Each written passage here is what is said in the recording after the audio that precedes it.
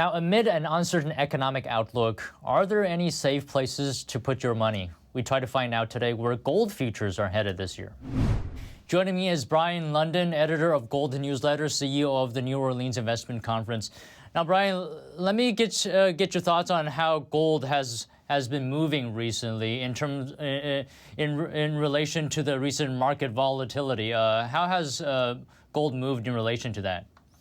Well, gold's regained its historic role as a safe haven during this emerging banking crisis.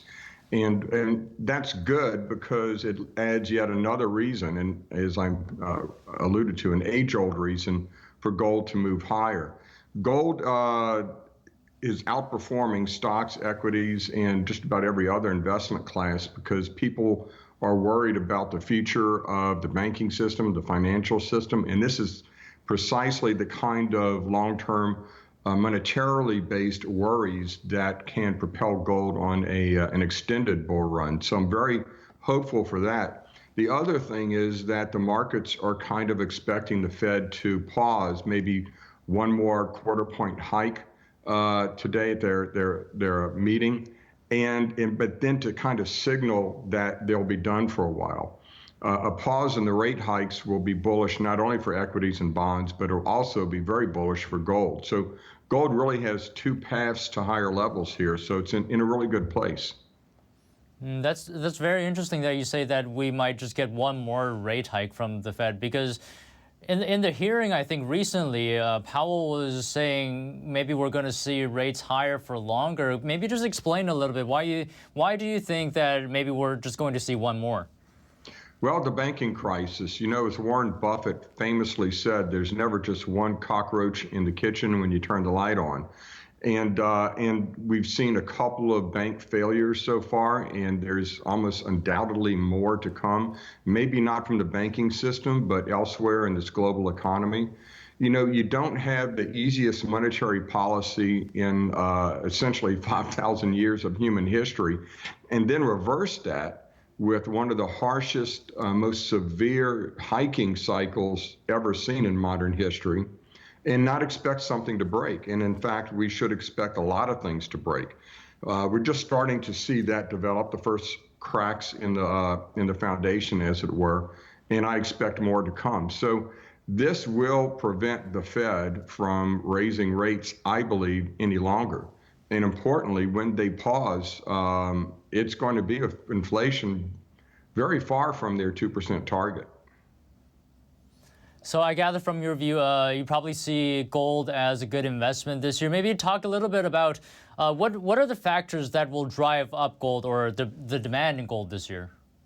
Yeah, everything has been driven by central bank monetary policy around the world, really for 40 some odd years, but most especially post the 2008 great financial crisis.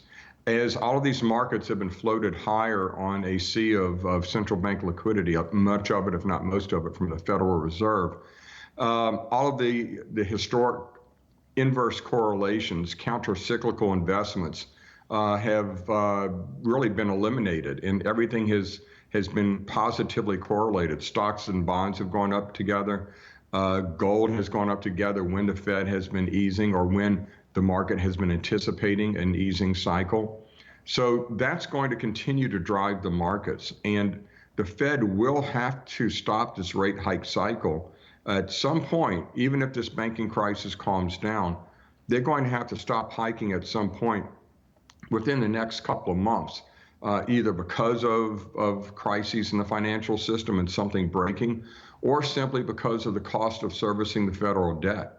People are not really looking at it. It's gone largely unnoticed, but the interest expense in the federal debt has soared to a new record high of $852 billion every year. This is not just a record high, it's a record high by hundreds and hundreds of billions of dollars. So very soon that's going to cross the $1 trillion threshold and keep heading higher. So that alone is a roadblock in the way of the Fed's hiking cycle, and something that's going to force them to stop. And importantly, I believe it's going to force them to stop well before inflation gets anywhere near their 2% target. Right, right. And I think you're right about that, that gold is sort of inversely correlated with the economic conditions. If economic conditions are not looking very good, I think gold will go higher. But in your view, is gold about more preserving value, or is it about making money, or is it a bit of both? It is a bit of both. It is preserving value. You know, I tell people when they're trying to get involved in the sector and they're new to the sector, I tell them that there are two reasons to buy gold: as insurance and as an investment. As insurance, you're insuring against something that you know will happen, and that's the depreciation of your home currency, often and typically the US dollar. That's not a possibility like your home insurance. You buy home insurance because, not because you think your house is going to catch on fire, but you think it might. You buy gold as wealth insurance because you know that the dollar or whatever your home currency may be is going to depreciate in value and going to be worth substantially less in 3, 5, 10 years down the road. So that's the insurance component. When you look at the macroeconomic picture and you think it's conducive to much higher gold prices, as I believe it is right now, then you look at gold as an investment, as a way to leverage that macro trend. And there are a lot of ways to do that, whether owning physical bullion, whether owning the paper representations like the ETFs and physical bullion trusts, or futures and options, or mining stocks. There's a wide spectrum of investments available to leverage higher gold prices and rising gold and silver prices. And how do you feel about mining stocks? Are they a relatively safe space? Not necessarily safe, but potentially very rewarding. It depends, again, where you are in that cycle. I think right now they offer extreme leverage to the gold price and rising gold and silver prices, as well as rising commodity prices like copper and a lot of the base and energy metals. So I think mining stocks right now are an extraordinarily attractive investment. Where it's one of the sectors we follow very closely in Gold Newsletter, and one of the sectors we're recommending strongly right now and coming out with some new recommendations really every month. And just one final thought from you. What's your outlook for gold in the long term? Because inflation will come down eventually if we believe the Fed. It'll come down to 2%. So after that, long term, what's your outlook? Well, I don't believe gold will, or the inflation will fall down to 2%. I think it will remain persistently high, stubbornly higher in the 4 to 5, perhaps even 6% range over the long term. It's kind of structurally embedded right now, and there's been so much easy money over the last 14 years that it really is something that we're just starting to see the repercussions and the implications of that monetary policy. So I don't think inflation is going to come down to 2%. And my long-term view for gold is very positive. I think we've entered into a multi-year secular bull market, kind of like what we saw in the early 2000s. Over the next 3, 5, or even longer years, we will, I believe, see record highs in gold. I think we have a shot of going up about 20% this year, which would imply a gold price around $2,300.